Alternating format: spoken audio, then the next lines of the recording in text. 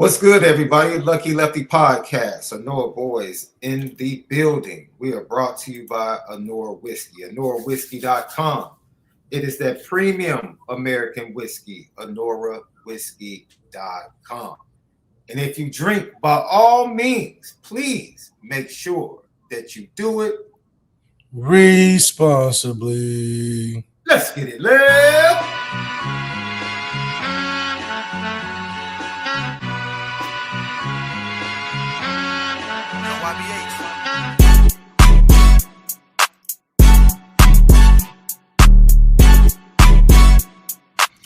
Lucky Lefty Podcast. I am Sean Davis, SD2 Mics. That dude, the original Lucky Lefty himself, MALIK ZAIRE, brought to you by Anora Whiskey, AnoraWhiskey.com. Why don't you subscribe to us on YouTube? Hit that thumbs up. It helps with the views. Share that. Let everybody know about Lucky Lefty Podcast. Courtesy of Bleav Network, Apple Podcasts, and Spotify. We have Audible edibles for you to listen to each and every day over there. We dropped 2 new episodes today, and we are presented by FanDuel. If you go to FanDuel, co-favorite to win the Heisman at plus 650, that is Notre Dame quarterback CJ Carr, who Left says has the clearest path to becoming a star in college football in 2026. And the Fighting Irish are the odds-on favorite to win the national championship in 2026. You can find that and much more over at FanDuel, FanDuel.com, or simply download the FanDuel app. Look, how you feeling today, my brother? Good. One day closer to Friday, you know. Stuff Absolutely. On. Absolutely. Today we're going to have some fun, because we're going to break down the running back room, right? We broke down the roster. We broke down expectations for the offense, expectations for the defense. We talked about CJ Carr, building the offense around him. Now it's time to go to some of the other rooms, right? And so I don't know if it's going to particularly be a battle in the spring in the running back room. I think the top 2 backs are pretty much known, and we're going to see who might be that third back, who might be the Aeneas Williams to Jadarian and Jeremiah Love for the past 2 seasons. That's going to be interesting to watch. I'm going to be excited to see if Nolan James can root himself as that guy, similar to Aeneas Williams, or if one of the freshmen can come along and say, hey, like Aeneas Williams did in his freshman year, and kind of grab the eyes of the staff to say, hey, hold on. We have to get this young man some snaps and get him in the game. So we're going to talk about Go ahead, Love. We're going to talk about the running back room. We're going to talk about the running back room. We're going to get to that. But we're also going to watch film of the top 2 guys from high school. We're going to watch film because, look, Left, let me tell you something. I remember when Left saw Aeneas Williams high school film for the first time, he darn near lost his mind. And this is when Jeremiah Love and Jadarian were on the team. MALIK ZAIRE said he's going to play early. MALIK ZAIRE is one of the first people that said Aeneas is going to play early. Yep. And as soon as he got to campus, you start hearing the buzz about Aeneas Williams. Keydron Young, he comes back from injury. We're going to talk about him, but then another topic we're going to get to that I would love for the chat to jump into right now. If you want to put it in the chat, along with a super chat or a GTB question, go ahead and put that in so we can get to it. I'm very excited. We're going to have a conversation around who the comeback players of the year are going to be in 2026 for the Notre Dame Fighting Irish. The comeback players for 2026, who are they going to be for the Notre Dame Fighting Irish? It's an interesting conversation. It's an interesting conversation we're going to have left. So, first of all, it's very interesting. I don't know if you've been watching this, Left, but all of the Jeremiah Love interviews from Press Row during the Super Bowl weekend are like starting to surface. You're seeing them cut up. You're seeing them in shorts everywhere on X, TikTok, Instagram. You can follow us on those social media platforms at Lucky Lefty Pod. And I am shocked to find out. I don't know if you saw this one, Left. I was shocked to find out that Jeremiah Love, because of his parents, was a lifetime Pittsburgh Steelers fan. Huh? Really? Yes, it shocked me. Being from St. Louis, I thought, okay, maybe he's a Rams fan. He looked like a Steelers fan. What? Like, you know how some people just look like you be a Steelers fan? Like, he looks like a Steelers fan. If you didn't know me, Left, and you met me for the first time, what do I look I would say Chicago. I look like a Bears fan. Look like a Bears fan. Okay. Absolutely. Okay. I really would say the Bears. I wouldn't even say another team, honestly. It'd be the Bears. You look multifangled. Multifangled. Multi-fan-gold. Yes. You look like somebody that will be a fan of multiple teams. Really? That speaks different fandoms. Yes. Yes, absolutely. Yes, absolutely. It fits. It absolutely fits. If I met you today, I would say, that dude is a Jaguars fan. He's a Bengals fan. He's probably a Cleveland fan every now and then. Are you more? Ohio has all the best teams, so it's hard not to be a fan. You said Ohio has the best what? Chili? Is that what you said? Teams. You got Ohio State. You got the Cleveland Cavaliers, the championship organization. Wow. You got Cincinnati. That's pretty good. You got some good teams. So, based upon your logic, the Cleveland Browns are a championship organization, right? Because they have a NFL championship from the 60s. In fact, Cleveland has the most championships in football with 11. I just want to see your logic behind with 11. I'm just saying it's the winning, but people don't know the history. But it is the most championship organization in NFL with 11. Yo, Ohio's taking a lot of shots in the chat, bro.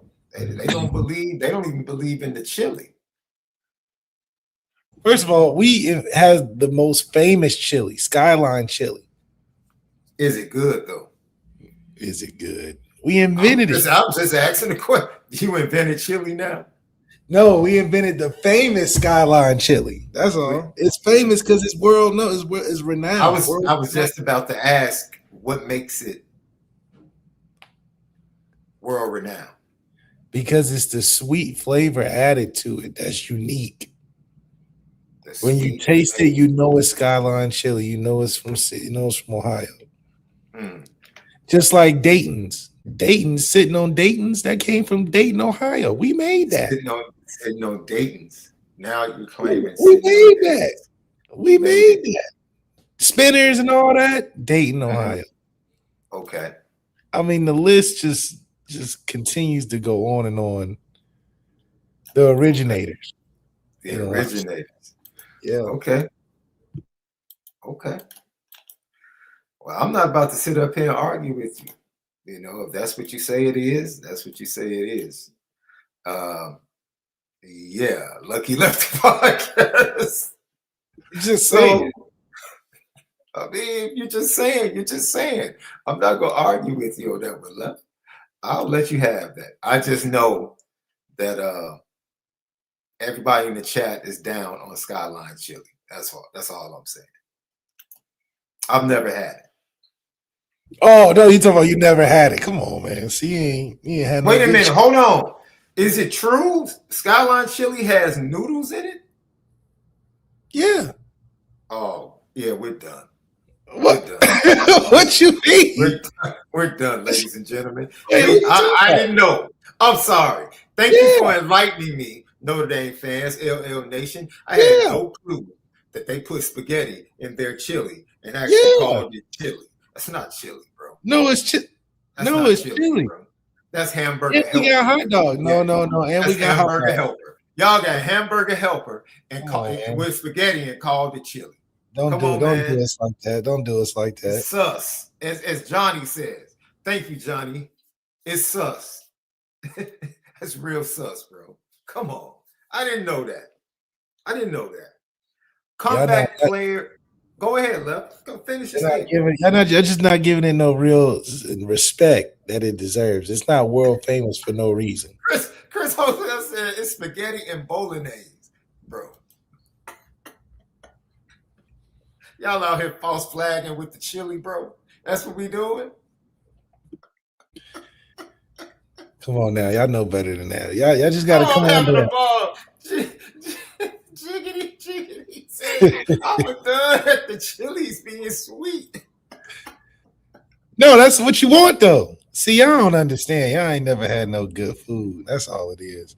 Come to Skyline, come to Ohio, get you some good Skyline, man. It'll turn your life. And we got conies. You know, you don't want to do the spaghetti with it.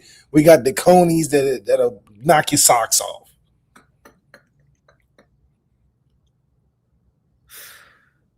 Oh man, I was today years old when I found out that the world-renowned Skyline chili has noodles in it. Well, it's world-renowned for a reason. You're right, for being whack.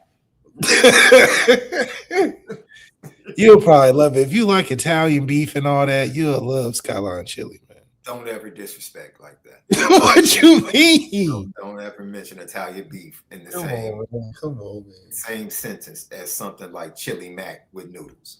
Come on. It's not chili mac. I don't know. Yeah, that's exactly what it is. That's exactly what you described. It's definitely not chili mac, man. Come on, we need some respect on that one. Edward Sword, thank you for tapping in. He said, calling another man's famous chili hamburger helper is diabolical. That's what it is. Man, Kentucky Fried Chicken called his famous. Oh, all right, Lev.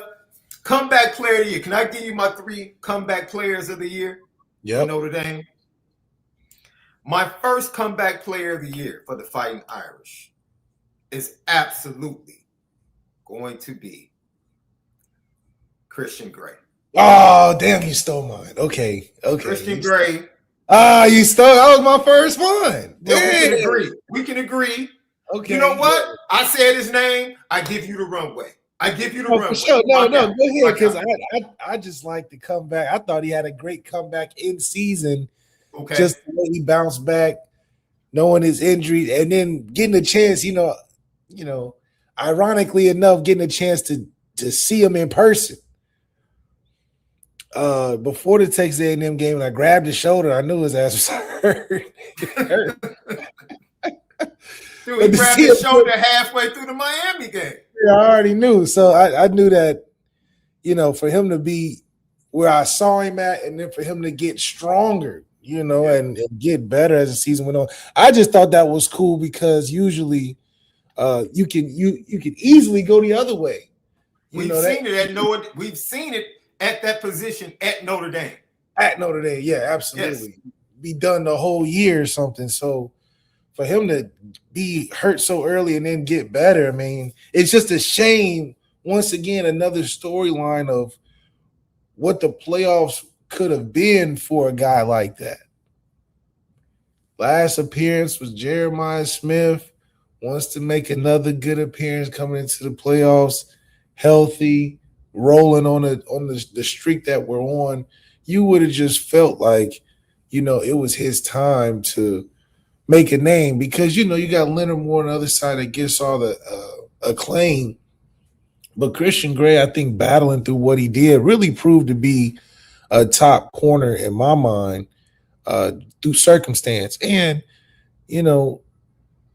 he's always been the one that he'll give up something where he'd be like, but he'll be the same guy in the same game to make a huge play. And so that whole journey that he's taken, I just think it's just incredible.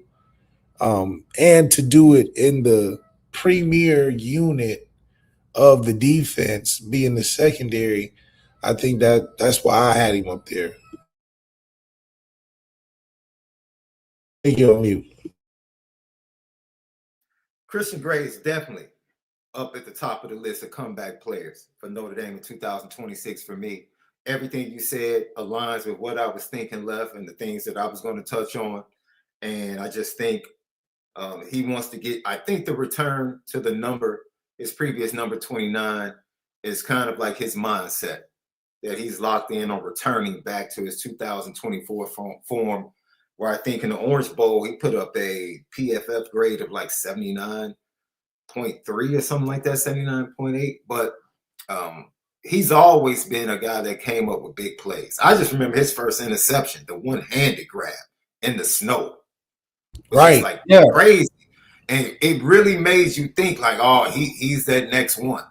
Right? That's a guy at moments. He's a guy at moments. So his moments outshine what them holding penalties he used to get a lot of, and those drop picks that we remember. But those moments, like just the USC moment alone, making that pick six, just from what was happening in the game to him specifically, I just think that's what you want, man. That's the type of stuff that you want when you're at this level, because everything else is, especially on a team like Notre Dame where you're going to win a lot of games, it becomes a hogwash. So, Christian Gray, I think him, even the circumstance of him being the co-star in a lot of the sense. Because Benjamin Morrison, you got Leonard Moore kind of popped on the scene. Christian Gray's been there throughout all of it, and for him never to get that acclaim of being the next up, but always being right there, I think it's tough to do. It's like the version of Jadarian and Jeremiah Love just at the secondary position. And so, I think you can find a lot of value with Christian Gray at the next level. And he just fits that lineup of just corner style that Mike Mickens has had an identity with, I think, since his time at Notre Dame, that he's carried from Cincinnati, that Sauce Gardner archetype. And you've seen it be successful in the type of corners that we get at Notre Dame. Even DJ McKinney, for him to be a transfer and be the same type of guy that Mike Mickens loves to coach, that's what makes Mike Mickens special. Same thing that made he stand special. When he recruited a lineman, it was specific. It was he stands. It wasn't just the top tackle. It was, he stand and got you for a reason. He got you a Quentin Nelson. You know what I mean? That type of recruitment. So hopefully that continues. But I went on. But Christian Gray's definitely a comeback player for me. Yeah. Lucky Lefty podcast. Number 2 for me. I'll say number 2, and then you say your second one. Number 2 for me is definitely Charles Jackensaw. Definitely Charles Jackensaw. I can remember doing in the middle of a show, previewing fall camp, and the news breaking that he had injured himself. And then when I found out how he injured himself, I was like, you got to be kidding me, bro. An ATV accident, bro? Like, what are we doing? And why aren't you armored up? You're the last person on the offensive line that should be taking chances. Like, I want everybody to have fun. You just came out of spring camp, traveling, having a little bit of fun with your teammates, and then this happens. So what he means to that offensive line, I think we saw his insertion into the O-line during the 2024 playoffs and the immediate impact he made, the nastiness he played with, his ability to play right guard and then move to left tackle due to injury in the national championship game.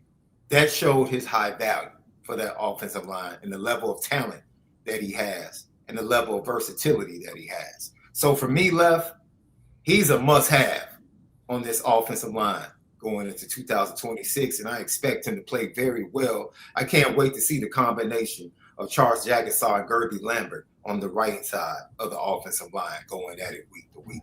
Should be absolutely fantastic. Who's second for you? Probably Jordan Patello. I just Jordan think. Patello's done. Oh, you meant like coming back this year. Yes. I thought you were like comeback player of the team. No. I'm talking about 2026. Who's The coming first back? grade was perfect. Guys that were injured in 2025 didn't get a chance to play, or guys that didn't play as well as we thought they would, that are going to return back to their form. Oh, okay, yeah. I should have said that before we started. My apologies, love.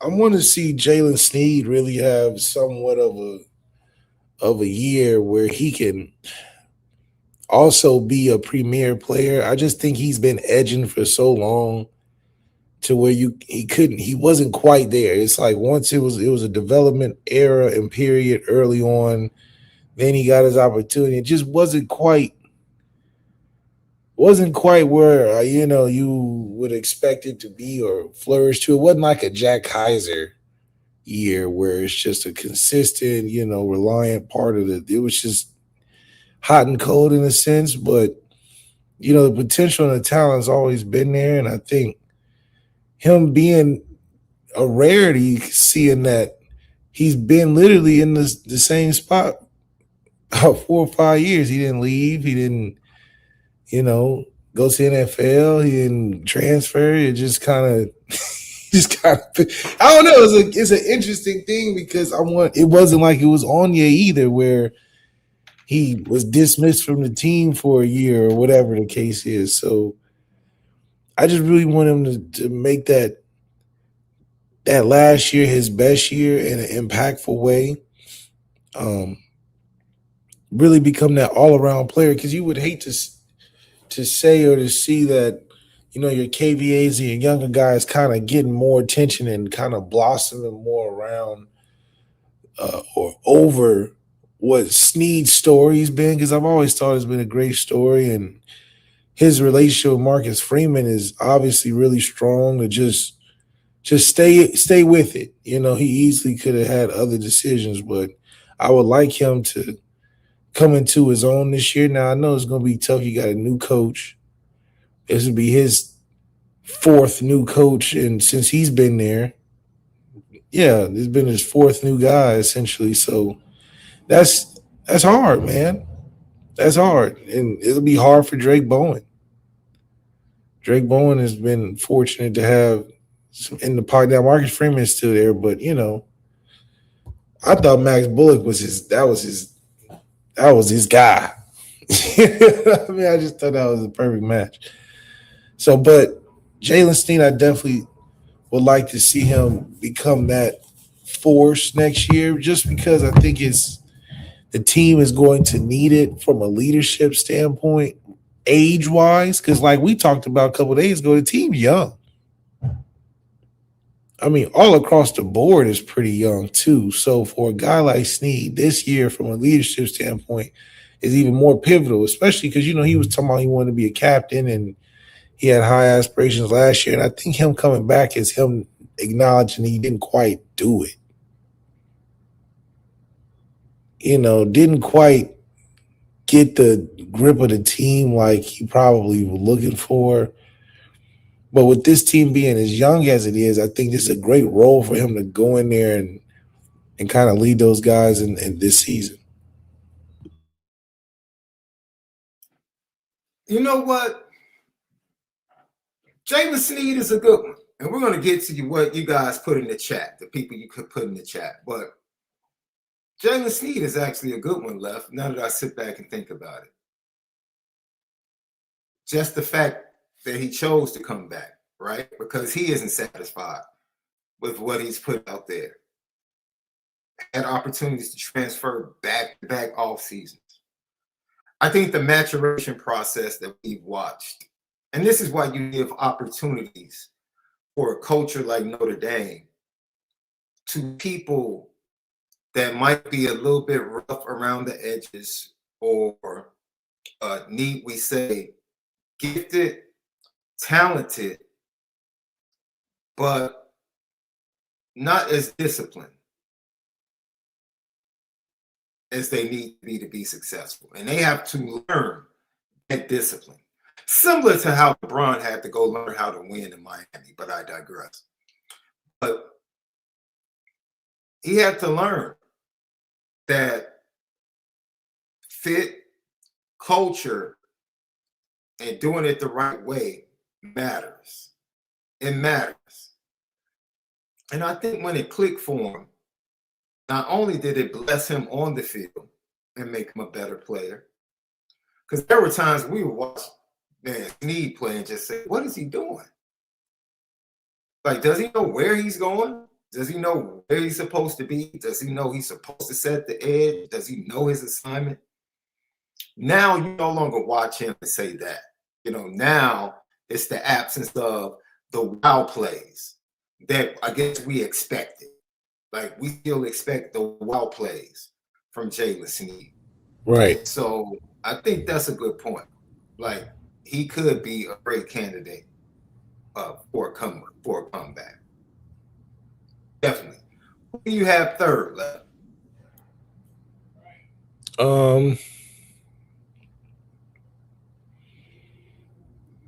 I want to see Talent actually assert himself a little bit more next year. I think because a lot of the team's best abilities are going to come from the guys that aren't necessarily the day one starters. Snead is going to be in there, but the non-premier star players almost. But Talent, I think overall, I think he holds a lot of weight on the team in terms of versatility and impact on a game from a special team standpoint. And it's just, for whatever reason, he's one of those guys that whenever he gets in, the ball just finds him. Whether it's garbage time, end of game, clutch moments, doesn't matter. The ball finds him in ways that stick out in the game and are momentum changing. And, the safety room cleared up a little bit. I would like to see him get more of a shot just to be able to get in there to see what he can do. And I think he's one of the more respected guys on the defense. And he's another guy that could have left. You know what I mean? And he had the resume and the tape to go get a starting spot somewhere in college football. I mean, he's obviously got the measurables, but his tape is great, from special teams, fakes to picks to, he's got a bunch of highlights. So for him to even stay and to come into a backup role, knowing it's a backup role, that's hard to do. In 2026 college football, you don't see too many guys accepting a role like that. But when it's Notre Dame, it just seems a lot easier for guys that are on the fringe to not leave anyway. It's like it's different than guys that are young that leave and go explore. But for old heads that are at Notre Dame, they usually just want to stay still. They ain't not trying to. They're like, I think I get the best I got right here if I can come back. You see it from Fauski, you see it from a Snead, so. It is a great place to be. My third candidate for comeback player of the year, for me, left is going to be Kedron Young. And it was tough. It was tough for me, left, because I wanted to say Jaden Greathouse for the same reason, right? We saw, or Jaden Greathouse teased us in the 2024 playoffs. He teased us. And unfortunately, due to injury, we weren't able to see whether or not he could take that next step forward in the wide receiver room. It's going to be interesting, left, really interesting. See if he can do that. First of all, stay healthy. But second of all, I've seen it. He teased me. And because I've seen it, I just chose not to put him ahead of Keedron Young on my list. Keedron Young is the third guy as a candidate for comeback player of the year for me, Bleav. And I'm super excited to see this young man because he shed 20 pounds. But he's such a powerful runner that I don't think the weight is going to impact the way he runs. I still think he's going to run physical. He's going to run hard, but he's going to do it with a little bit more force, even though it might be a little bit less mass. The acceleration is going to increase, keeping the force just the same. I was listening during physics. But no, I'm excited to see Keedron. I'm excited to see Keedron Young. Another young man, like we said, that needs to stay healthy. Right? If he can return from the injury the way that Jadarian returned from his injury, and he got to start where the injury is never, when you get injured, it's never a good thing.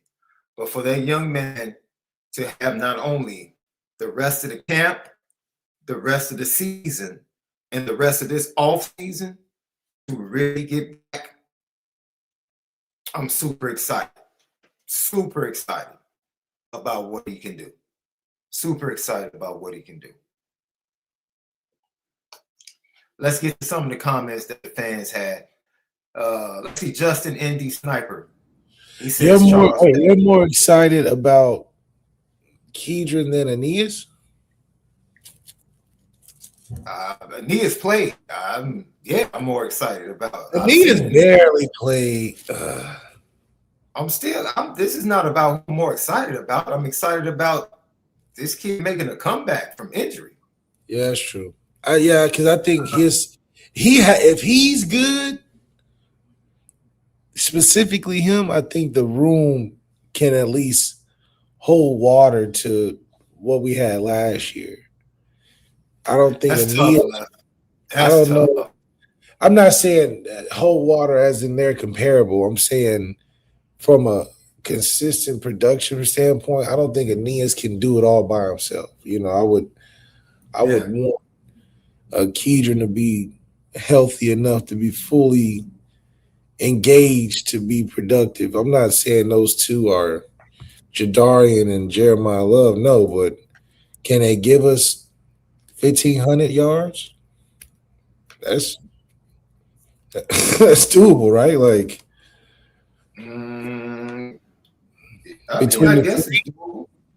between the three, I mean, it should be, right? I think they can give you more than 1,500.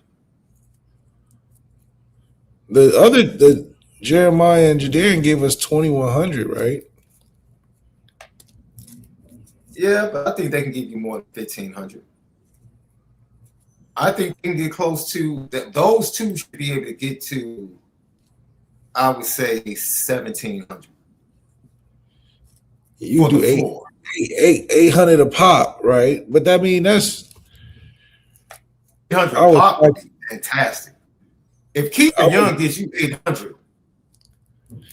No, but Keedron's that's saying Keedron's second. If Keedron give you 800 at third, yeah, that'd be amazing, But we not running enough to do that. What are the splits for you? Like 70-30. The ball to be in the air. 70-30. Left, they're not gonna throw the ball 70s. What you mean? Man, dude, this is not NCAA, bro. They said, man, do you really think Mike Denbrock is going to throw the ball 70% of the time? He didn't throw the ball 70% of the time with a Heisman winner. Yeah, how much did he throw? He had it was in the 65. He had 4,500 yards. He had 4,500, so he had to have been throwing like 60-something percent. 63% or something at a time. 4,500 yards and like 40-something touchdowns. That was crazy.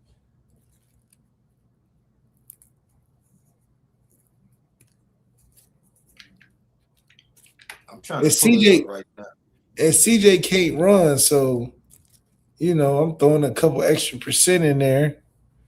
So around in 2023, the LSU offense threw the ball 55% of the time, bro. Okay, wow. So he must have had big That's it. numbers. Okay. So I'm thinking like I'm just trying to factor in what it would take for CJ to get there, right? I mean, the Heisman. I mean, dude, the Heisman winner threw the ball 55% of the time. Like, Yeah, how much did Mendoza? But Mendoza threw for 2,700. Like he threw for a low amount of yards too, right?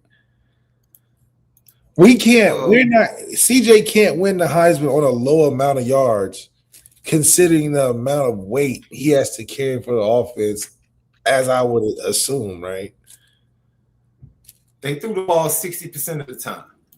Okay, yeah, okay. I know I'm not tripping. Okay. So he should be 65. Okay, realistically, 65% should be CJ, and then 35 should be running the football. Let me double check that.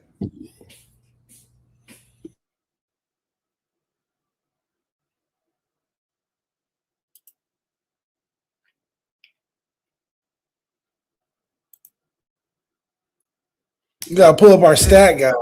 We gotta pull up our stat guy. Stat guy gotta give us the breakdown numbers. Yeah, he's got to gotta get our Dan Orlowski going. But I would love to see CJ throw the football. All right, here we go. Now I got it. 6, yeah.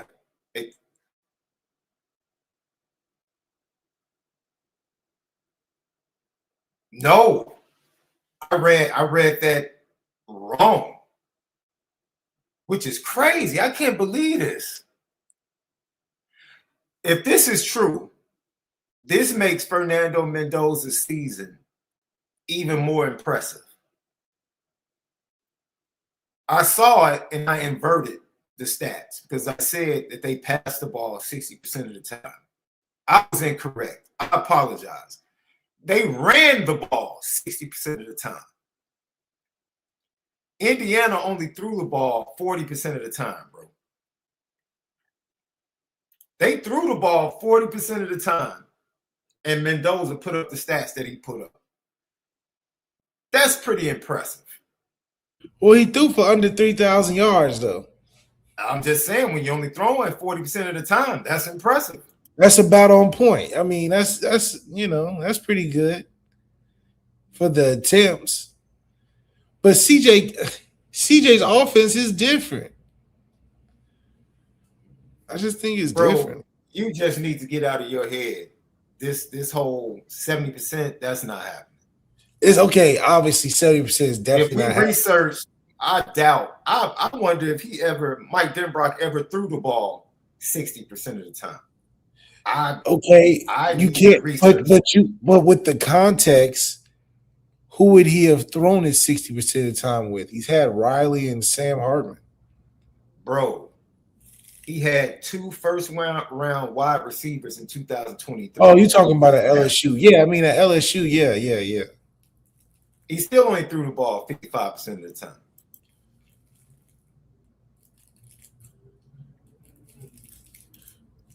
But the Indiana splits are absolutely crazy. You talk about being committed to the run. They had a good run game, though. That's crazy. I didn't think it would be that. I thought it would be closer to 50-50 because they come across like a balanced offense. But as much as they ran the ball, you see why they depended upon the run in tough situations, and throwing the ball 40% of the times, like you said, they had certain plays and certain concepts that they trusted, that they knew Mendoza was elite at. And that's what they went to in clutch situations. So I feel that's our comeback players right there. Lucky Lefty Podcast. Left, as we move over, don't forget, go to FanDuel. FanDuel.com. Download the FanDuel app. and you'll find that Notre Dame is indeed installed as the favorite to win the national championship in college football in 2026. You get some NBA action. You're going to have Major League Baseball action soon with pitchers and catchers reporting this week. So you can find that and much more all off season and this spring. FanDuel, FanDuel.com. Download the FanDuel app. So we talked about our comeback players of the year. Now let's get into one of your favorite players, if not your favorite player, and the rest of the running back room. Let's just check out some Notre Dame film of Aeneas Williams. And as we watch this film, what is it about Aeneas Williams that you like so much? Because he was injured earlier this season, had an elbow issue, kept him out some of the early games. When he finally returned against Purdue, 3 touchdowns, over 53 runs, over 50 yards. Those yards you need to get the offense rolling. And then he can throw a caveat in there and catch the ball for you some. He's just a great momentum piece to have in your offense. And I just love the way he runs the football. If you fall asleep at the wheel on Aeneas, he's gonna take it the distance on you. He's gonna get the yards. He's gonna churn out the tough yards. He's gonna be able to put him in different matchup positions, and that's what I like the most about him, is that you can put him in a matchup advantage for your offense, not just being in the backfield. And just him doing it at that size is something that you feel like it can be consistent throughout the season. I think he's more agile than a Logan Diggs was, and to be able to do as much as he can do. Yeah, you're not looking at straight traits in terms of like he's not a 4-4 guy, or he's not just a bulldozer.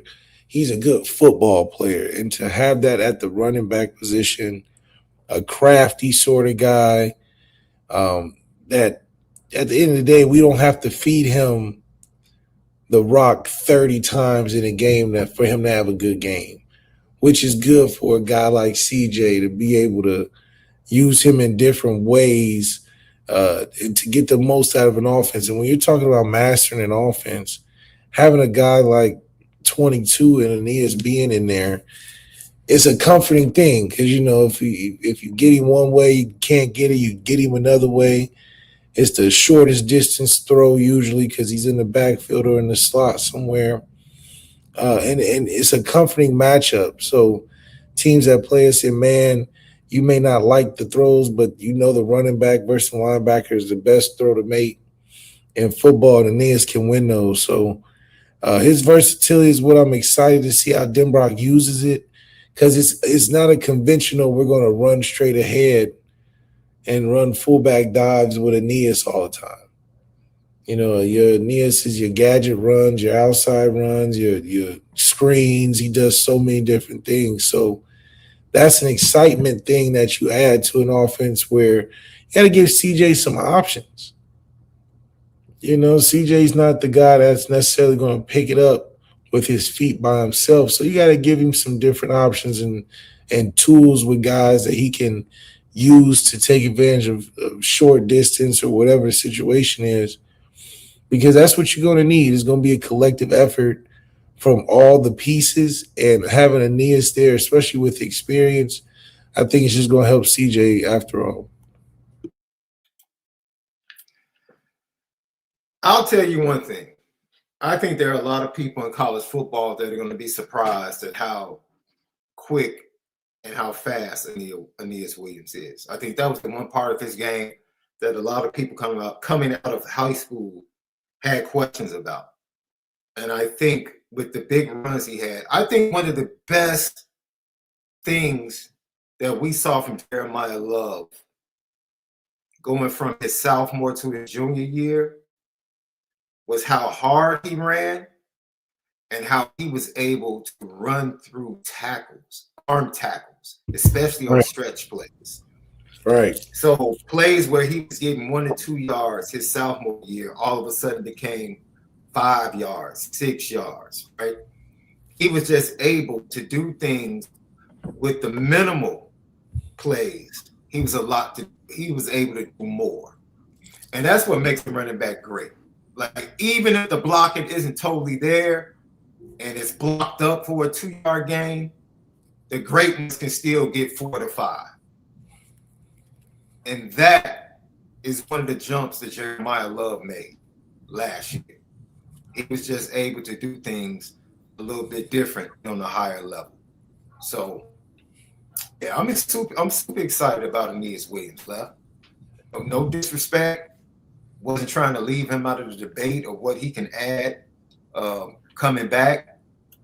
But I'm super excited to see what he can do. You talked about the combination of Kedron Young and Aeneas Williams getting 1,800 yards. That would be absolutely fantastic if they could do that.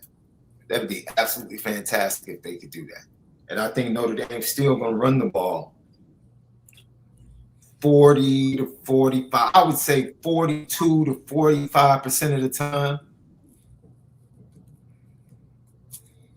It might dip just a little bit, but I don't think they need to really just exclusively they need to build the offense around. I will agree. The offense should be built around CJ Carr.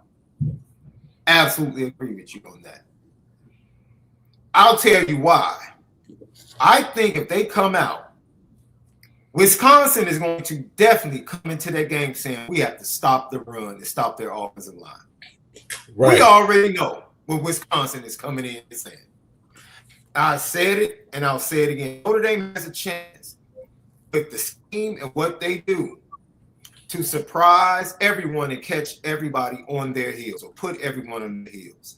If they do that and the offensive passing game really takes that step forward with CJ Carr, that only strengthens the running game going into the playoffs, in my opinion. That makes the run game even more dangerous going into playoffs when you show on tape what this passing game can do.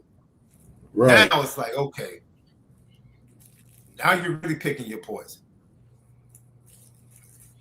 Yeah, we just got to see how teams react to us, like you said, because it's still speculation. Because even outside looking in, I'm still kind of wondering if I was an opposing defense, what would be priority? And obviously we don't have film yet, but we know that losing Jeremiah Love and Jadarian and Malachi and Eli in the same year, you just won't look the same. So who's left? Who are the other players? Now, a lot of teams can say we haven't seen much of an Aeneas to put him on the radar. We know he's good, but limited action. So I think a lot of focus may buy into the CJ hype. We got to stop the Heisman favorite, which is why the run game has to be somewhat of a threat because CJ needs some relief.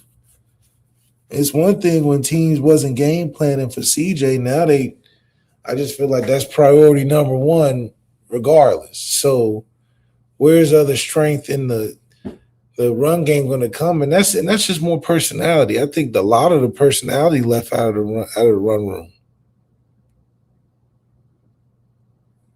I mean, even Jadarian's personality was just a great fit for a running back room. He was such a team player, I wouldn't even say a secondary star. He was just a really good football kind of guy to have in a room to show you how to steal ball while you got a baller at the helm, and that's a rarity.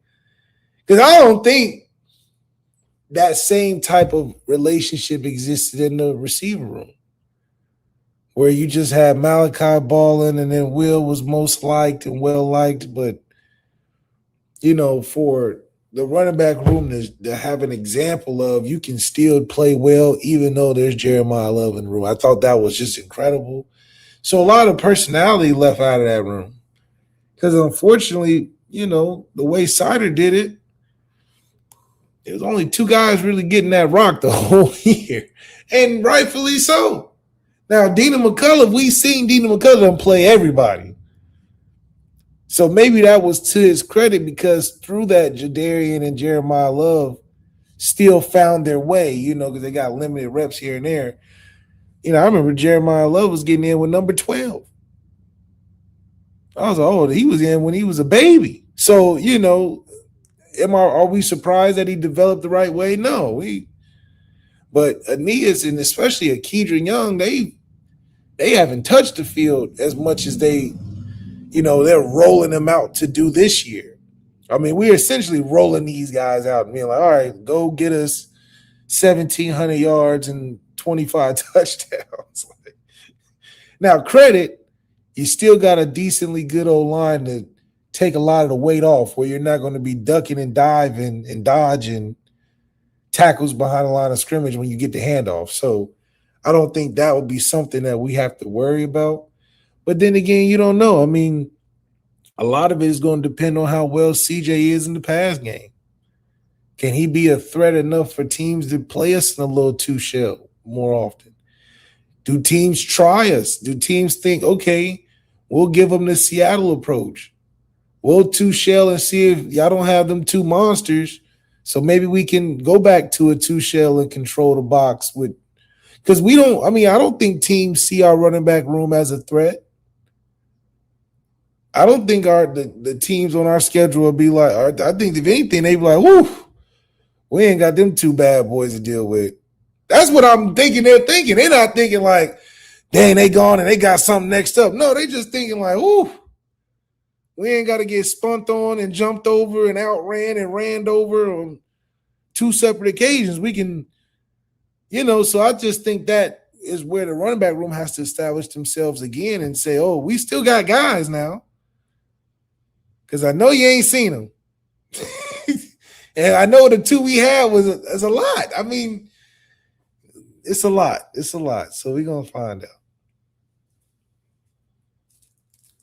I think it's definitely going to be something to look forward to, the running back room. I still think the running back room, you would be sadly mistaken, just based upon talent and recruiting, if you think it's going to be a fall off.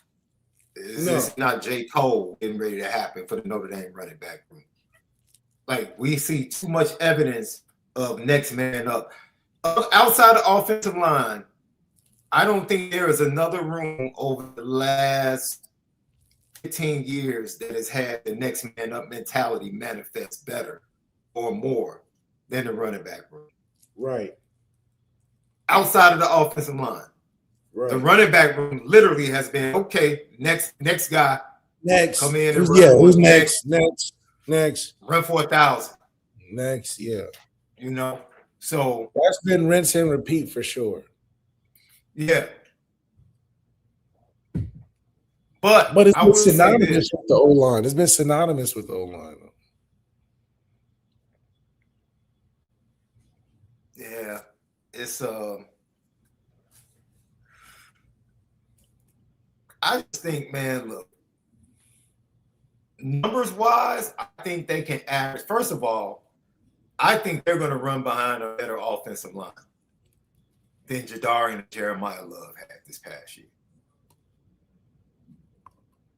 Of course, injuries impacted the offensive line for J. Love and Jadarian, but I think ultimately the offensive line that these running backs run behind is going to be a better offensive line. Would you automatically make Aeneas, though, the lead carrier, or do you not even have a lead carrier right now? I would, because based upon what was said in spring last year, Kedron was the guy. I guess it was asked of Kedron Young, man, why haven't you been playing more? Remember when Coach Sider said that when he met with Anita, he said he asked Kedron, like, yo, why? Why haven't you been playing? And I'm like, dude, did you see the 3 dudes in front of him? Which kind of makes me think, like, if you can look at Keedron Young and ask him why he hasn't been playing when the dudes in front of him were Jadarian Price, Jeremiah Love, and Aeneas Williams, and you saw the success that Aeneas Williams had as a freshman. Why did you depend on 2 dudes last year? I don't know. That's what I'm saying. You kind of cut us off. That was your mentality towards Keedron Young, and he should have been getting snaps. It should have been 4 dudes getting snaps in 24. Should have been 4 dudes. It should have been 4. That's what the math was too crazy. Because that's Keedron. If you saying that, Keedron's 4th on the depth chart, essentially, right? So if you that excited about he was 4th in 2024, yeah. If you that excited about a guy that's 4th on the depth chart, then why are you only playing 2 guys? That right there is strange. Just thinking back to when he said that before Keedron Young got hurt. Let's look at some of his high school highlights left. Get a little bit more excited about Keedron Young. He was up to 240 last year, bro. Now he's down to 229. And he was always a powerful runner.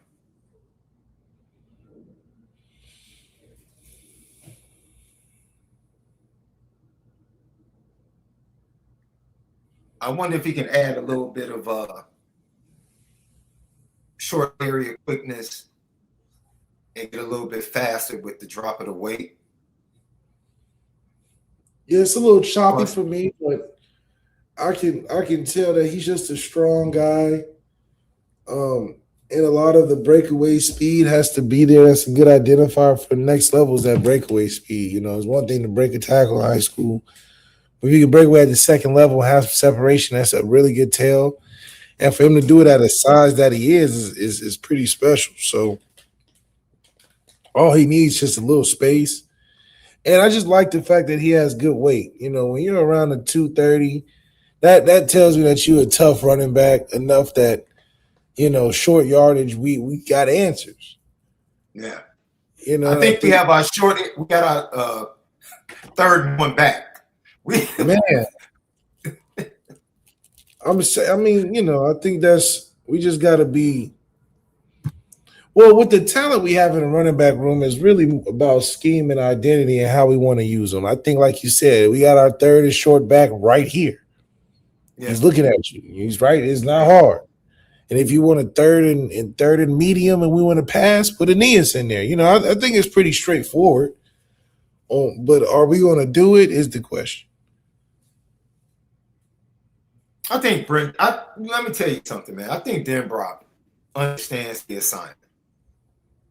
Now we just await to see how it's going to play out before us. But I think Mike Dan Brock. It's not that he don't know what to do. It's just like when you got a refrigerator full of everything, it makes it a little tough. I was always appreciative of going to Catholic school because we had uniforms, so it was just easy. You know, I didn't have to think too hard. You just put a little effort on the shoes. Right. I couldn't imagine public school for 200 plus days, a different outfit. So just imagine them. That's why you have a crew. You have a crew and you all switch shirts and see, that's all that coordination. That's a lot. Yeah. Nah, it's easier than you think. It's easier than you think. It's easier than uniform? I doubt it. I'm telling you, I did it. I did it for 4 years. I'm telling you.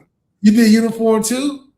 I never had a problem. Friday was always the dress down jersey. Yeah, your jersey. Like your football jersey, your baseball jersey on game day, or your basketball. That's 1 day. You got 4 more days. If you're an athlete, dude, we wore sweats a lot. Oh, well, players we wore sweats.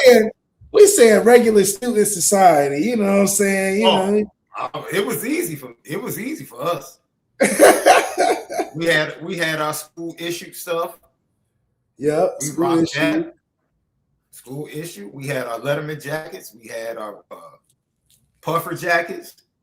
I mean, it was pretty cool for us. Every now and then, we would rock some brand extra bowls with a print shirt. Yeah, it wasn't that hard. And now these kids wear slippers and pajama pants to school. Yeah, I don't know. It's getting crazy at school these days, man. So, Lucky Lefty podcast. Before we get off these running backs, Nolan James is somebody that we saw come in. Nolan James, I'm excited to see Nolan James on the field. I just want to lay my eyes on him. I want to see what that first full offseason of weight training looks like. Dude, he was huge already. Not Nolan James. Nolan James was thin. No, he was small.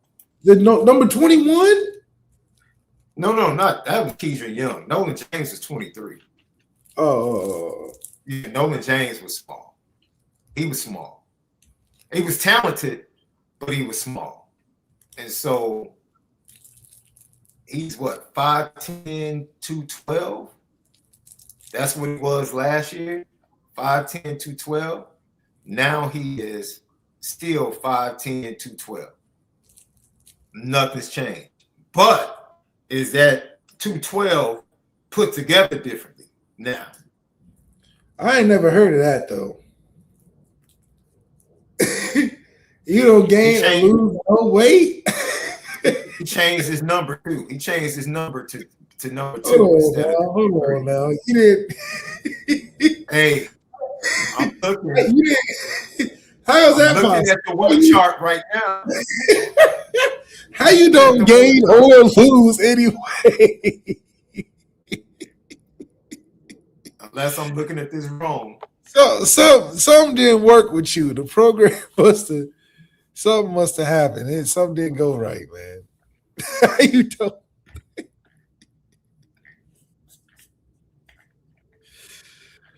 Man, that brother must be on a strict program, strict diet or something, man. Ain't no way. You don't lose or gain. You know, at least in college, we only had you either go up or you lose some. It was never, you just didn't get nothing.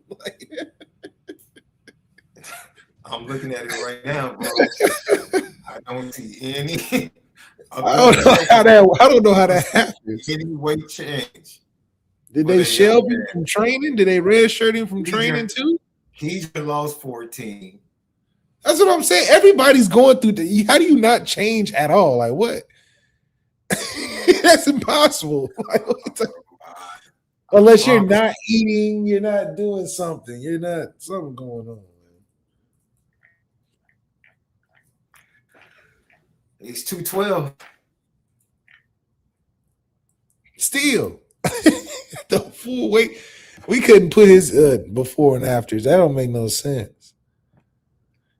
But either way, yeah, he got to add at least 10 pounds, man. Just add. But it can look different though, because like I said, you could tell. And I'll never forget. 5'11". 5'8", ain't a lot of room. I'm standing on the sideline, and literally I'm watching the running backs go through drills, right? And he goes through a drill, and it's like, yo, this dude is doing the drills better than the starters. And then he gets to one drill, and he touches a bag. And Coach Sider says, we finally found something you can't do, huh? I'm like, oh, he's out here like that. He's out here fundamentally getting it in with the footwork like that. I'm like, okay. And I was excited to watch him to see when he got in during blowouts what he could do. But you could tell he needed more strength. You could tell he needed some more strength. And even though he might not have put on the weight, he still might be stronger left. He still might be stronger. And I want to see him in the passing game because that's one of the things that he was really good at on film. Yeah, Coming out of high school. You gotta be a passing kind of guy because ain't no way, man. I mean, but it's once again you got versatility in the running back room, and I think you don't have the luxury is that you can play more than just two guys, and we should use that luxury tax. Use it up. Hell, try to sneak four guys because the other thing is like who with all these rules, you get 9 free games. You know what I mean? You get 100 yards bonus on your stats, like all these different things they included.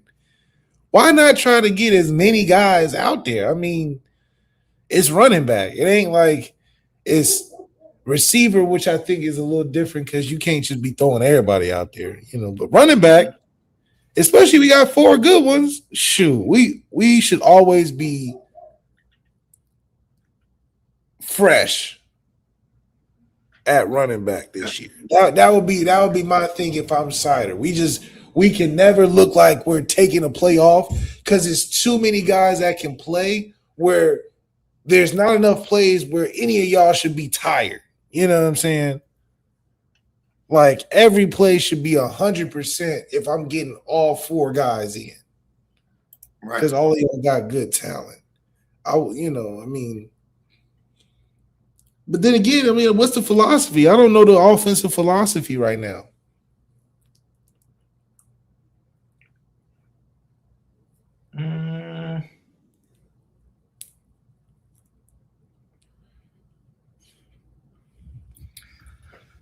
That's a good question.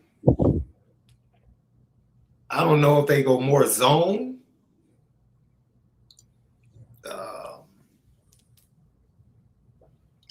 Definitely more outside stuff this year. Yeah, we don't have if Kedra Young isn't top tier back right now. I don't know how we run too much inside stuff. But I think the run game has a chance to be more diverse. It's got to be open, light box type of stuff because I just don't know. I mean, I don't want to see Aeneas Williams in between the A and B gap a lot next year. That's just not the style I think he's best at. So if Kedron Young's not great at doing that, I mean, I just don't see us. I don't know. Outside stuff is definitely us. Let's do higher, lower, left. Higher, lower, based upon the 2025 Fighting Irish rushing output. You tell me whether or not Notre Dame is going to be higher or lower. Rush play percentage. That means the percentage of the times they ran the ball. 55%. Will that be higher or lower in 2026? If CJ's trying to win a Heisman, it has to be lower. Okay. Yards per rush. Second in the nation. 5.8 yards per rush. It'll be lower. It'll be lower. I don't know if that's just out of respect to the 2 guys we had. Because if we do better than that, I mean, shoot, who do we have? We need to be we got on the team. Yeah. You know, we even put the wrong projections up. Yeah. Rushes per game. 35. Should be lower. Right? Yeah, it'll be lower. You got it lower? Everything should be lower. It should just be higher in like yards per. In like just because the attempts are lower, you know. So we should naturally have higher yards per if we're all-time good. But you said yards per was going to be lower than 5.8. Oh my gosh. Yeah, I wasn't considering attempts, but I don't know. It just depends on the offense. If we go sparingly running the football, I'm sure our yards per will be higher, right? If we're sparingly running it and like Denbrock said 2 years ago, I'm going to be honest with you, Lev. If they just solve the short yardage, that will impact the yards per. If they can just cut out the tackles for losses that they gave up consistently, that will improve the yard. Jeremiah Love and Jadarian should have averaged 6.5 yards per play. There was at least 3 plays per game where we're taking -5 yes. on. Yes. bad play calls, like situational Yes. bad play calls. So it's like that's minus 15 every game. Their plus turnover margin, if it was basketball, would be crazy. Yes. Yes. they plus minus on if it was basketball, it would just unfortunately be terrible because it just you just gonna take some L's just because of the situation, I guess. Yeah. Yeah. Yeah. And last but not least, 204 yards per game. 15th in the nation last year, higher or lower? Damn. Per game? Oh my goodness. I mean, think about it. CJ had that every game. Every game. That's not hard to be nice now. Like you getting 200 rolling out of bed.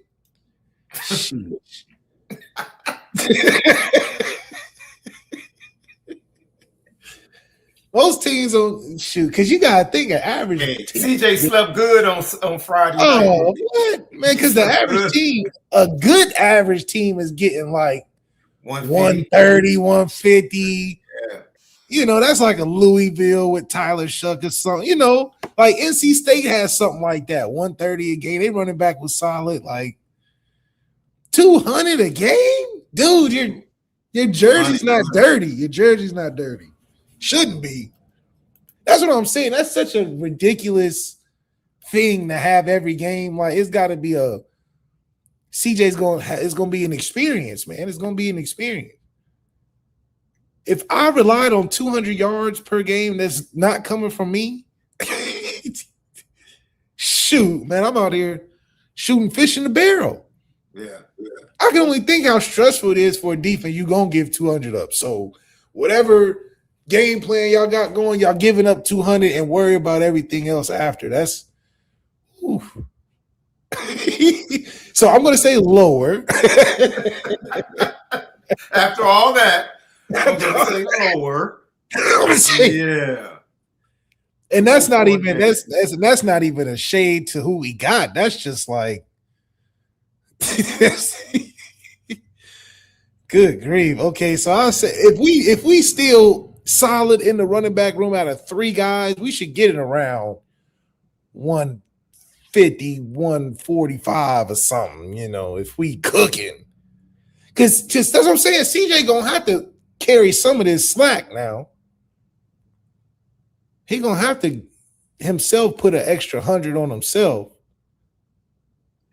200. So, I'm sorry, bro. If I was a first-time starting quarterback and I knew I was getting 200 every week.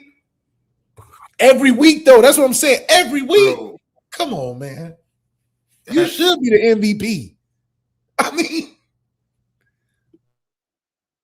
man, to look at it, it's so funny because we experienced it. But to sit back months later and sit here and look at it like, these dudes put up 204.7 a game.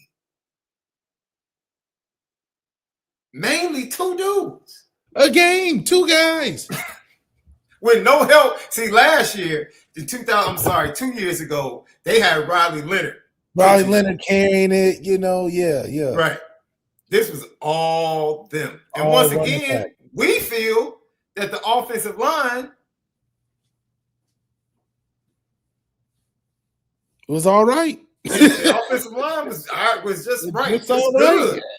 If they had been elite with these 2 running backs, we're talking, dude, they might have put up 230 a game, bro. 220. Easily. And we had good blocking, though. That's the thing. We were blocking straight. It was like 200 yards a game, the line doing their job and some. Like, it ain't right. Respectfully. They doing their job. They gonna look at that stat sheet at the end of the game every week and be like, I know y'all got criticisms, but y'all gotta respect this. Like, what can you say to Joe Rudolph when he says, dude, we ran for 204 last year game? Yeah, don't even worry about it. I'm gonna get you 200 a week, coach. So 200 a week I'm getting you. Don't worry about what's down in the running game. We gonna give you that and you work off of that then, bro. Just like Him and Sider just chilling all game plan. Denbrock stressed out. What screen? What Jordan Faison screen and comeback he gonna run? So yeah, I don't know. It's a different. That's what I'm saying. It's a different war room this year because I'm not saying. I mean, it's just hard to say. Yeah, I expect 205 next year. Like what? Bro, it's crazy. It's like, man. I will say this. The offensive line needs to be better with this running back room. It's going to come through pass protection. I don't think this running back room. I think they could be as productive. I don't think they could be as explosive as Love and Price. Right. The same thing. Last thing, the offensive line needs to lessen the amount of TFLs per game. That has to take a cut. Has to. There's no excuse. Anthony Knapp has played plenty of games. Ashton Craig has played plenty of games. Gerby Lambert is in year 2. Like, that has to stop. That has to stop. If they can just eliminate TFLs and mistakes, the run game should be good. This running back room should be productive. And they still should be able to make an imprint running the ball over 50% of the time. Or 50% of the time. They ran the ball 55% of the time last year. Yes. 55% of the time.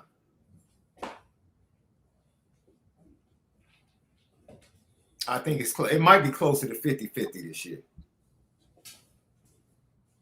Like I said, in 2023, Denbrock actually threw the ball 55% of the time with Jaden Daniels. So maybe he gets back to that with CJ where they're running the ball 45% of the time and throwing it 55% of the time. Maybe that's the new offense we see at Notre Dame.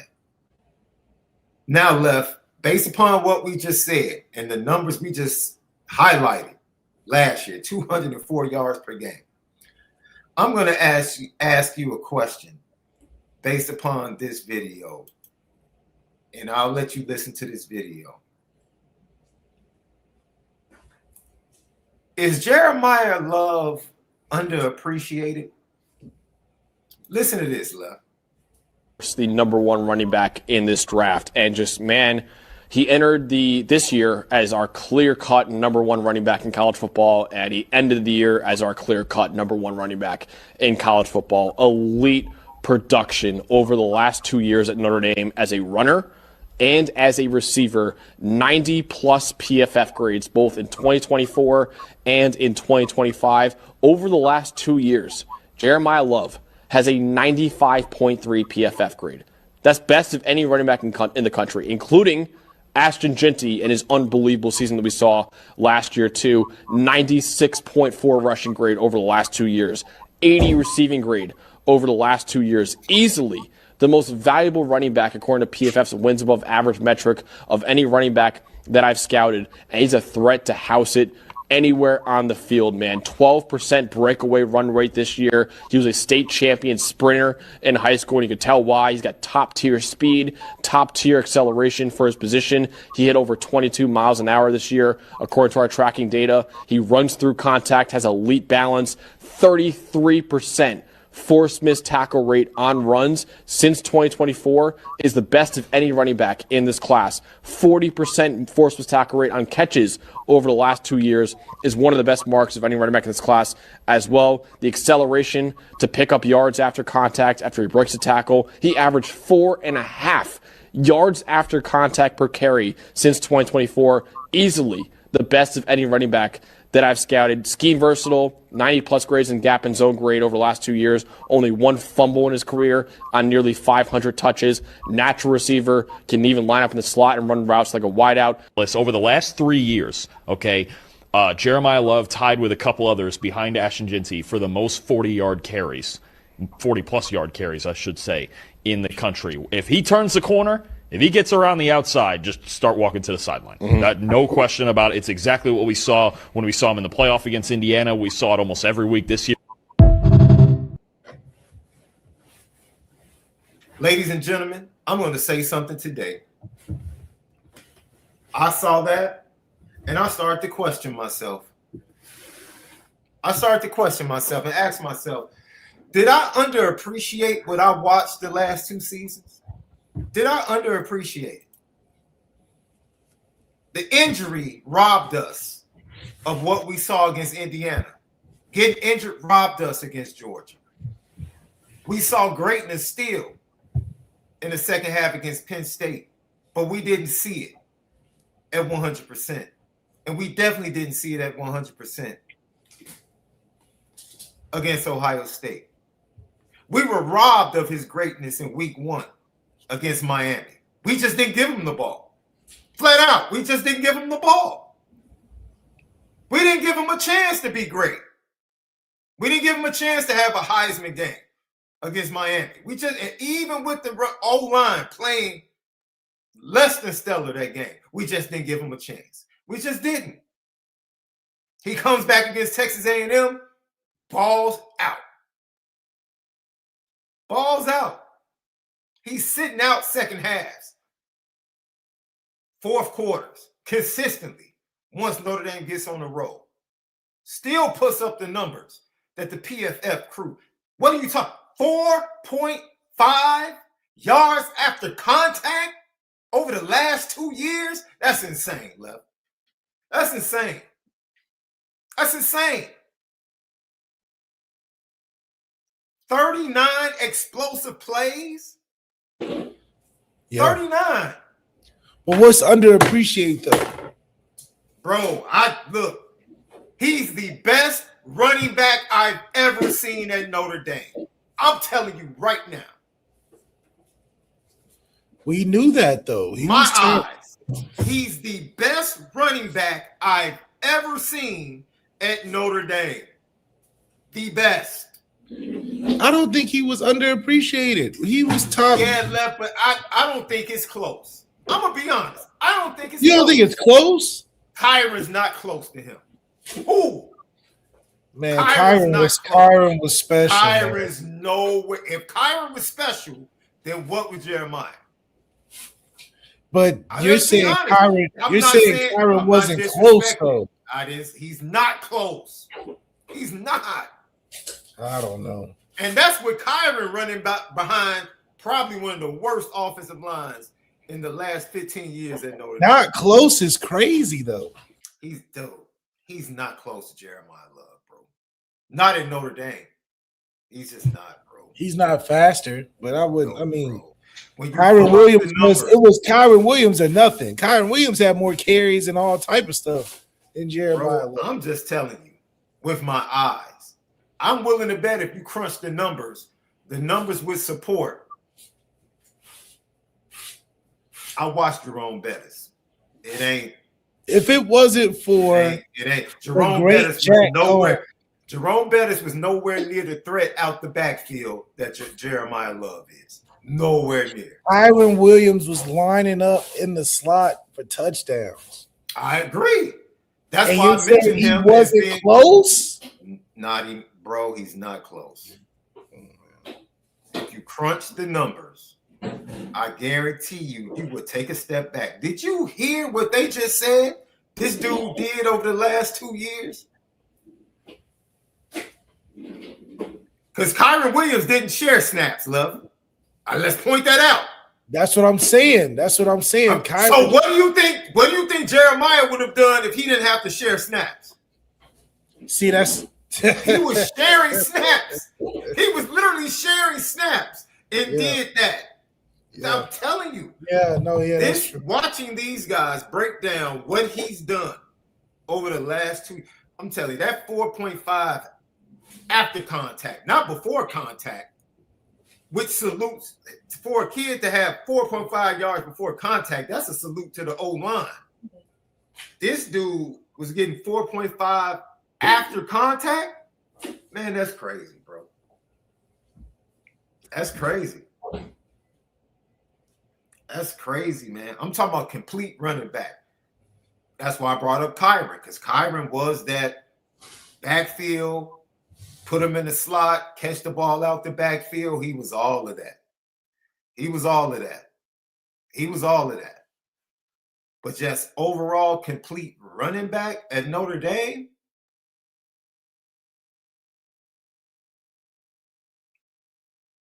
man. It's him and Kyron, but I'm not gonna say Kyron's not close though.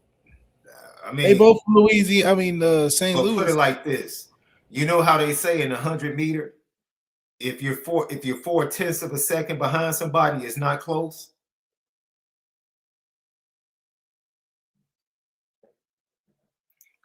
Come on. It ain't. I put it like this: it's not a photo finish. It's not a photo finish. We're not slowing it down to see who crossed the finish line Jeremiah first. Love is better, but Kyron. No, you don't. No, you know. You can remove think. We No, know he's better. Jeremiah Love is better. Jeremiah Love is better, but Kyron Williams is not out of the picture though. When they take a picture of the guy running through the ribbon, Kyron Williams in the picture. He could be in the picture. All I'm saying is there is no pause. When you say who is the greatest running back in Notre Dame history, there is no pause. None. There should be no pause. No hesitation. Absolutely none. No one should be sitting there saying, no. Nope.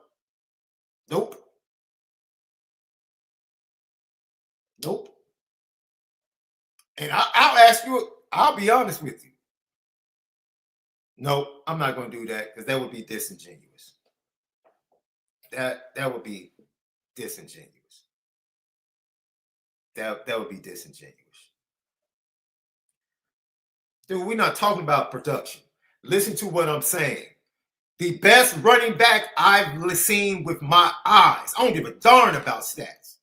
The best running back I've seen do it. I haven't seen a better running back. I don't care about this guy had 3 years of production. This guy's number 5 on the run. I don't care about that. Jerome Bettis, by my eyes, wasn't a better running back. Ricky Waters, by my eyes, wasn't a better running back. He wasn't. I'd throw CJ in there. If CJ had another year at running back, I'd throw him in there. Left, come on, man. CJ, if CJ had another year, Left. he'll be in the picture too. So I'm not gonna. CJ was a receiver first. He was a receiver first. Mm-hmm. Left, you're putting me in a position. I'm just saying. If he said nobody's No. picture. You know what? I will agree with you. I will flat out agree with you. Because CJ, what he did was literally during a transition year where he had no off season to really adjust. That is absolutely fair. He had 1,000 yards. He had 1,000 yards in less games. Look, I'm not gonna push back on that. I absolutely agree with you. Absolutely. If CJ Prosise had a second year, he would have been phenomenal. All I'm telling you, I thought he was the best I've ever seen. After hearing them roll out the stats, I was like, oh, I know. Without a shadow of doubt, I know he's the best runner I've ever seen at Notre Dame.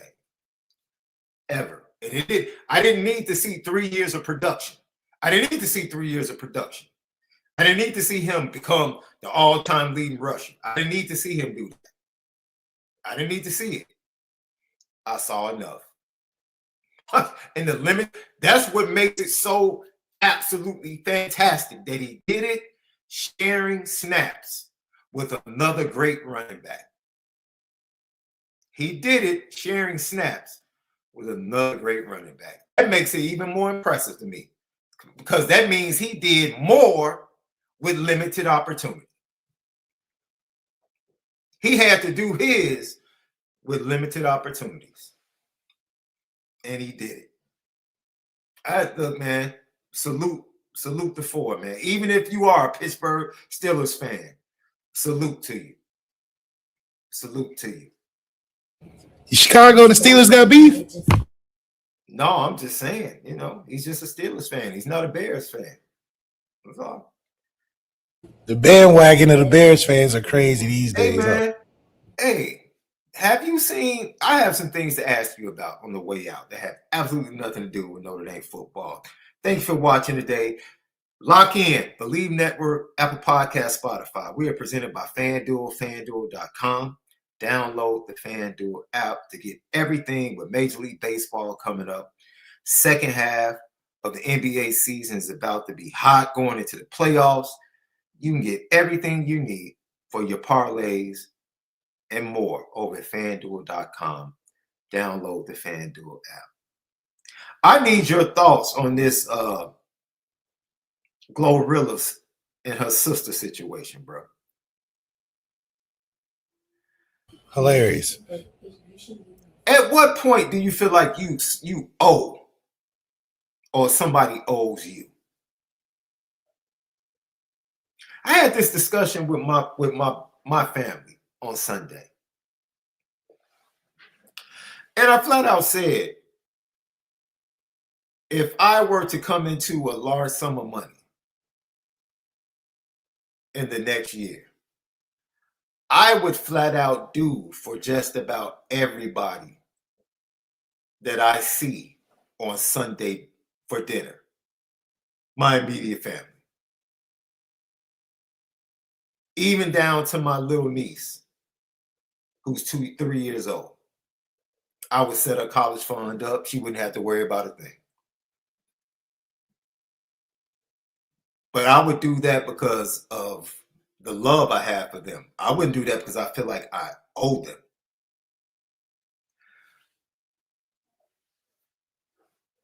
Because sometimes we, as parents, some parents, I can't speak to all, some parents can hold the things they do for their children over the heads of their children to even make them feel like you owe me. I think that's crazy, personally. But I just wanted to ask you, bro, because I thought that's a crazy situation. And they do look just alike, which is funny. It's not the doing for, it's the coming back and doing. So it's like, it's at a person's discretion. I think, if you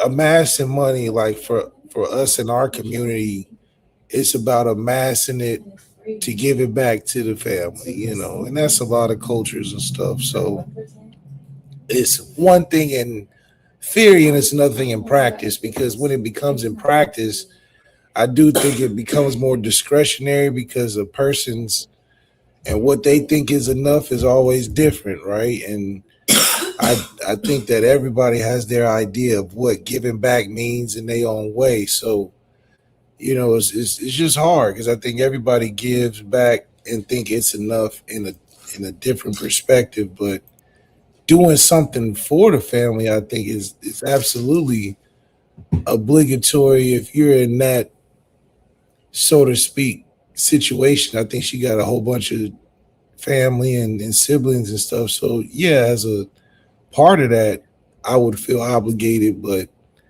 you coming back 5, 6, 7 times now. I don't know what you want me to do. You say everybody gets one lump sum up front. Yeah, we do like a whole party where everybody get like a magic genie. You get 2 wishes. You get one big thing, one little thing or something, and then it's from there. Now we got to negotiate. Now we got to negotiate. You got to do business deals, contracts. You guys got to do PowerPoint presentations. You got to put in. We got to send in the presentations. I got to see some some PowerPoint slides. Some You know RO. what I I'm saying? need the ROI. I need the Yeah, return. now we got because I can be the bank now. We can talk about contracts and interest rates and dates on. See, that's fun. I have no problem doing that part. Did you see what Joe Budden said about it? What? He was like, every family has the loser sibling. He's like, every family has the loser sibling, and everybody in the family knows who the loser sibling is. Like, we get it. He was like, the loser sibling Really? is the I don't one. have no siblings, so I don't. Yeah, I don't have any loser siblings. But he was like, everyone in the family has a sibling or a relative that when you come into money, all of a sudden they become entrepreneurial. They have every business idea ever. It's like, dude, hey, you know what we can do? We can cut fries into like waffle shapes. See, but that's the thing. But that's the thing, though. It's like people just you get inspiration when the money around, though. Right. The ideas start coming when it's possible. If it's not possible, that's why it's hard. Yeah. For people when they talk about, oh, I believed when it was nothing. Because when there's nothing, it's hard to believe. So when you got something, when you know it can be possible, oh, I got all type of ideas. What you mean? Right. But when it ain't possible, you like, shoot, man, I couldn't help it. But that's I feel like that's what happens though. You know what I mean? Yeah. I believe them dudes like Jeff Bezos and all them dudes, they knew it could be possible because the money was around. So them ideas start popping up crazy. Yeah. Yeah. You know what? I just remembered. We were talking J Love and Kyron, two St. Louis dudes. Yep. Two St. Louis dudes. And guess where Aeneas Williams is from? St. Louis. Hey, man. I don't know. Aeneas might end up being one of those ones left. Third time's a charm. He's in that bloodline. He's in that Fighting Irish bloodline for St. Louis. It's only been getting better. Yeah. GTB from Jay Melvin left on the way out. What's your opinion on Cam Newton? He's made it vocal that he absolutely despises Notre Dame. He must still be sore about Jimmy Clausen locking his number down. Gotta be. I mean, I just think Cam has just gotten paid for bringing locker room talk to TV. I miss the real journalists that used to be on TV for sports because it was more interesting. But Cam's given perspective that, it's more shaded to just the overall feeling of what people think about Notre Dame. But it's not. It's like somebody being stuck in the past. And that's what makes it so sour hearing it. It's like, yeah, that could have been true 4 years ago. Mm-hmm. But nah, Cam, you ain't been watching. So that's what makes it frustrating. It's like Cam speaking from a perspective of hanging on to the old laurels of things. Because if he was truly tuned in and watching us for real, he wouldn't be saying this.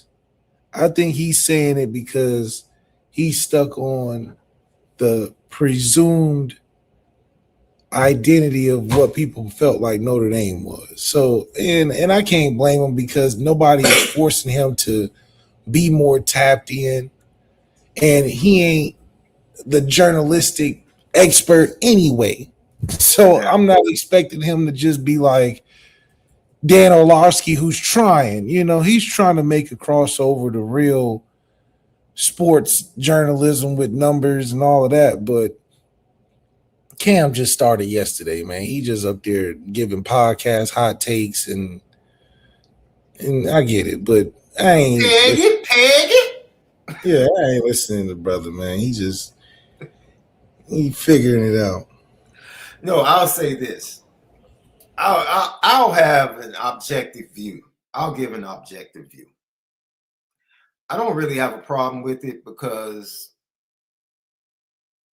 I talk the same way about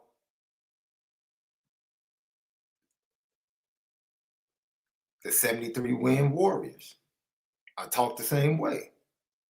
There's nothing you can tell me when you try to compare the 73 Warriors to the 72 win Bulls. There's absolutely nothing. There's no angle you can bring to me. None. And so we have that discussion about them. Wait, how? There's no angle. How is there no discussion though? There's not. What you mean? They won. They won more games. They didn't win a championship though, did they? Okay, then. Like I said, there's no discussion. That's the end of the discussion right there. I don't care about those. You didn't win. And you gave up a 3-1 lead in the process. Nah. What are we talking about? What are we talking about? There is okay, no so the story is because they didn't win the championship. My point is Cam Newton is just in a place where he feels like there is no discussion to be had. I'm from Atlanta. The best teams and the best athletes are in the South. It's all about the South. It's all about the SEC. There is no discussion to be had. Right. That's just where he is. That's and fair. when you get to that point, you're not even open. My wife told me something yesterday. She said, in order for things to change, you have to want it to change, and then you have to be inviting for it to change. You have to be both. And I said, yo, babe, that's really dope. You have to want it to change, and then you have to be inviting and open to it taking place. And so he's just not open to it, left. He's not open. And as long as he's not open to an honest conversation about who Notre Dame is now, he's going to continue to speak what he believes. There's absolutely nothing Ryan Clark, Shea Pepper, Shea, who is married to Jordan Cornette. There's absolutely nothing anybody on that set that's connected to Notre Dame. Hannah Storm. Nobody can tell him anything. Doesn't matter that it's facts. It doesn't matter if it's true. There's absolutely nothing that they could tell him to change his mind. And that's just where he's at. So I get it. I'm not offended because I understand where that is. I understand what that's like. You can't tell me anything about the Bulls, bro. You can't. There's nothing you can tell me. Nothing. Don't bring the Celtics of the 60s up. Don't bring the Lakers, Showtime Lakers up. There's nothing you can tell me. Nothing. Nothing. What about LeBron in Cleveland? As far as who? You talking about the Warriors? You want to compare them to the Warriors? Is that what you're trying to do? The greatest season ever was LeBron in 2018. Has Jordan ever had something like that? Now, see, I disagree with you, Corey Dean. No. And I'll say this.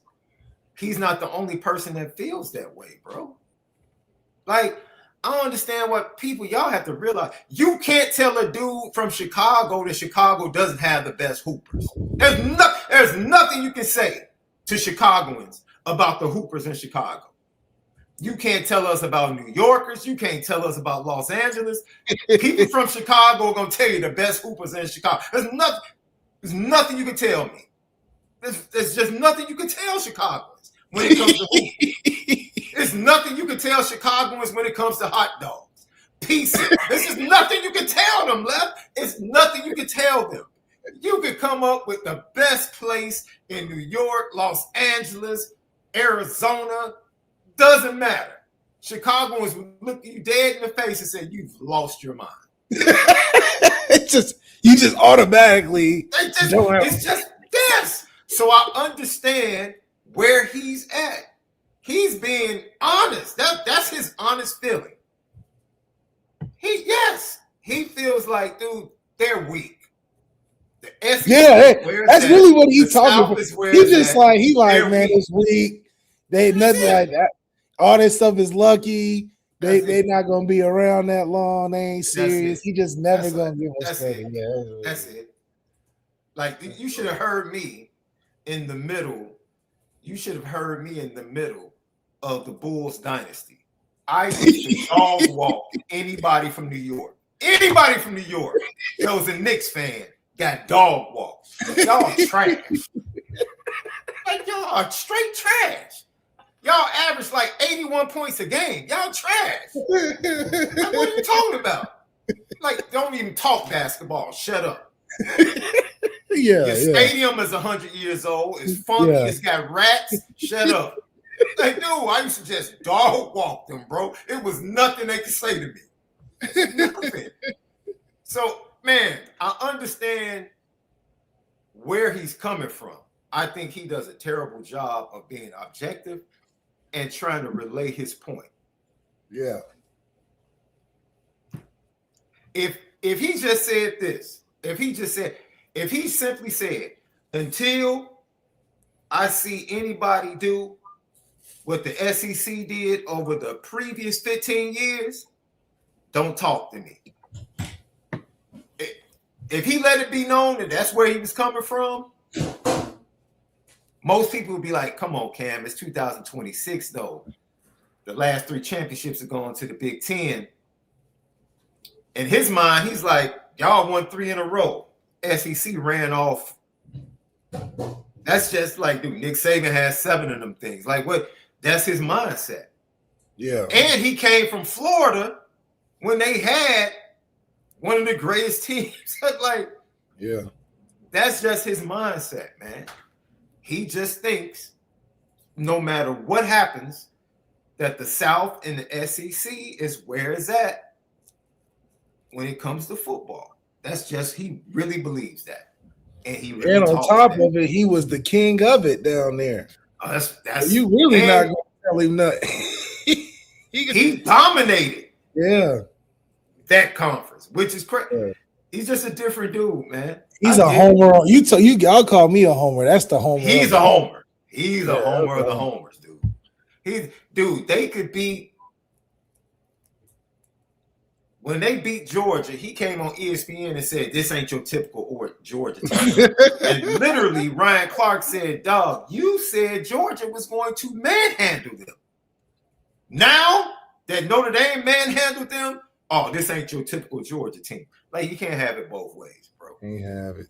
Either is you is or is you ain't my baby. That's one of my favorite Tom and Jerry episodes. Like, either it is or it's not. Left, real talk. Real talk. Either it is or it's not, man. And people just don't understand that dude is just he is outright fully committed, bro.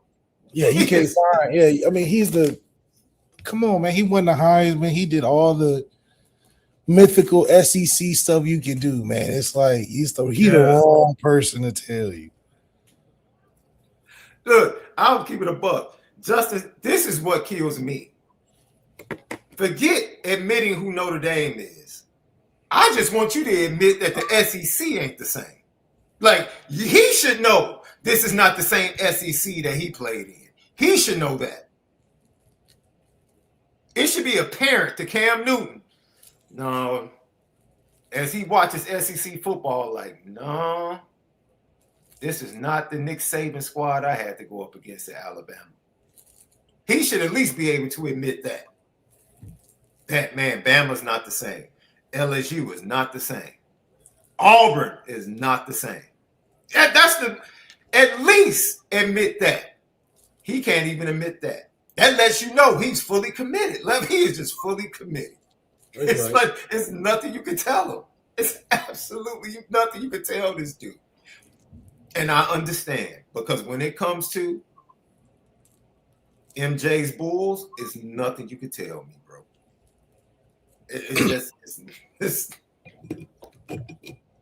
It's nothing you can tell me. Nothing you can tell me.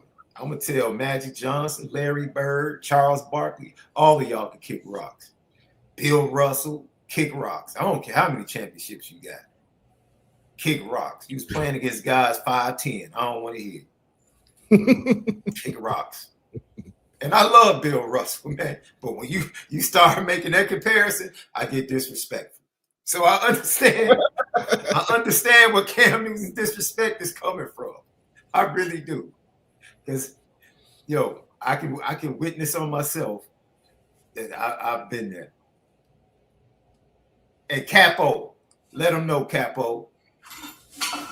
No city compares, bro. And like I said with J Love, it's not even close. It's not even close. Left knows, because every time Left stops in Chicago, he tells me about some restaurant or some food spot. Like, oh man, did you try this? Like, I didn't even know you were here.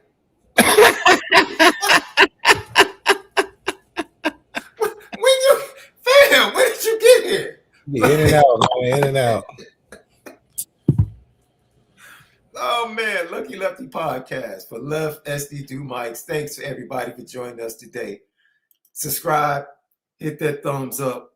We greatly appreciate it, man. And go over to Bleav Network. Support us on the audio side. We'll see you guys tomorrow with another edition of the Lucky Lefty Podcast. I think tomorrow, let's get into the offensive line tomorrow. Yes, sir. Let's talk O-line tomorrow. Have a great evening. Love each other, but make sure you continue to spin it different.